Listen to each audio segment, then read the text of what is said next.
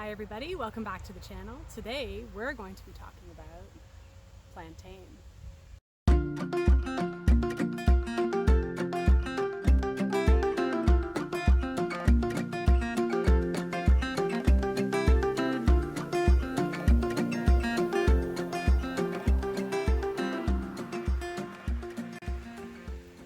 Hi everybody, I'm really excited to talk about this plant. I actually need to harvest it, so I thought it was a perfect opportunity to chat about the Plantago family. So there are 3 different varieties of plantain that I work with in my clinic, and I basically use them interchangeably. So the one that we're looking at right here that's ready to harvest is Plantago lanceolata, and it is going to have different shaped leaves. So yeah, my husband is focusing in right now on the flowering spike of plantain, which sometimes folks don't get to see because they mow over it. So if we actually let plantain flower, this is what it looks like. If we take a close look at Plantago lanceolata, you can see it gets its botanical name from its lance-shaped leaves. Right beside it actually is Plantago major, another variety of plantain that is readily available here in Ontario. And actually, if we come over here, you can see it hasn't started flowering yet, but this is what the flowering spike of Plantago major, also known as common plantain, looks like. So it's hard, there is a reflection and a bit of a glare. The third type of plantain that I don't have on my property is Plantago regelii, which is like a rib leaf plantain, and it's quite different because if you go down near the base of the stalk of the plant, it's red in color, whereas the lance leaf plantain is, I don't know if we can see it because there's grass, but it's green all the way down. Whereas Plantago regelii is going to have a red stem near the base. Like I mentioned, I tend to use them all interchangeably. In this case, I will only be harvesting the Plantago lanceolata because it's the one that's in flower right now. Plantago major tends to flower near the end of July, a little bit later. In general, I tend to harvest, again, it depends on the plantain, but you are harvesting the flowering spike and the leaves as well. So with Plantago lanceolata, I'm probably going to harvest about 2 or 3 leaves per flowering spike. Whereas with common or broadleaf plantain, the Plantago major, the one that my husband showed you earlier, you would harvest the entire flowering spike and to 1 leaf. And that tends to be, that's how I was taught to make my tinctures, and that's how I use it, or that's how I harvest it these days.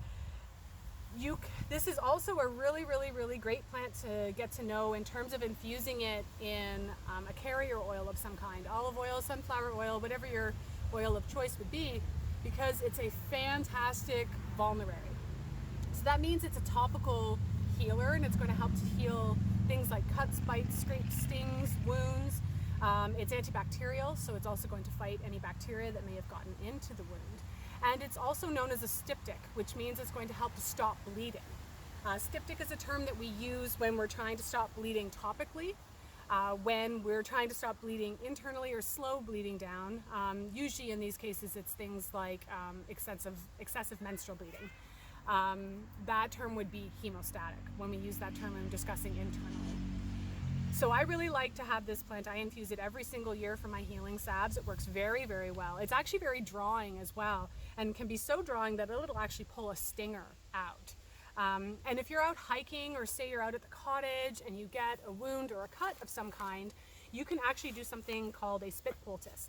And it sounds so gross, but what you do is you harvest a small portion of the leaf, just like this, okay? And you would chew it up just a little bit, and you would place it on the wound. And then, especially with lance leaf plantain, you can actually use a leaf to wrap it around the wound, kind of like a makeshift band-aid, if you don't have a first aid kit or something with you as well. So it'll help heal any cuts or scrapes or bites you might have. It's really good at pulling out venom.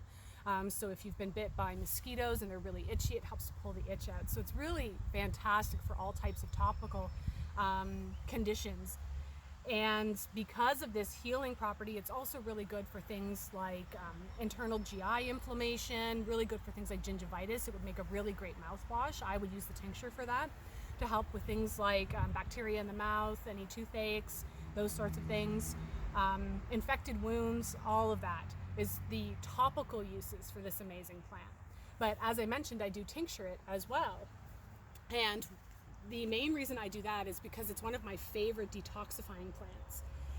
It really helps to support both the lymphatic and the urinary tract systems. So it's going to help remove toxins from the lymphatic system and the urinary tract system too, helping to support the body through a cleansing and a detoxification.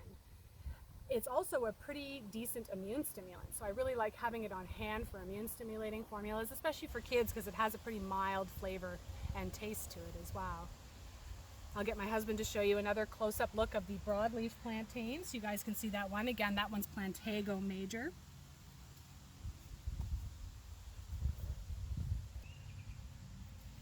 In addition to it being an immune stimulant, it's also a really good fever herb. I don't want to forget that property.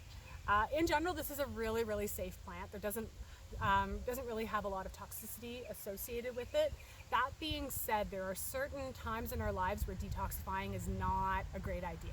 So pregnancy, lactation, or people who are chronically ill, those are times where we maybe want to consult someone in terms of toxicity related conditions. Young children, we don't usually push them through any kind of detox sort of phase. But other than that, like I said, it's a really, really safe plant. Topically, it's pretty much safe for everyone. I do caution using plantain topically for tattoos. The only reason for that is because sometimes it can be so drying that it'll actually pull the ink out of a fresh tattoo. It doesn't always happen, but I'm just wary with this one because, you know, when you spend that much money putting art on your body, you don't want a plant pulling the ink out. So that is a little bit about my friend plantain. Again, just to cover the botanical species that I find in Ontario most readily are Plantago lanceolata, which is this beautiful one here. Plantago major, which is the broadleaf or the common plantain that a lot of people have on their lawns. And then Plantago rugelii, which is going to be noticeably different because it's going to have a red stem near the bottom. With Plantago major and rugelii, we tend to harvest middle July. And with Plantago lanceolata, it is the first in the Plantago family that does flower. So I'm going to get to harvesting. I want to thank you all for joining me again on another herbal video. I am really grateful that you choose to spend some of your time here with me learning about plants, and I'm excited to share this information with you all. And until next time, this is Correne from Spirea Herbs. Thanks for watching.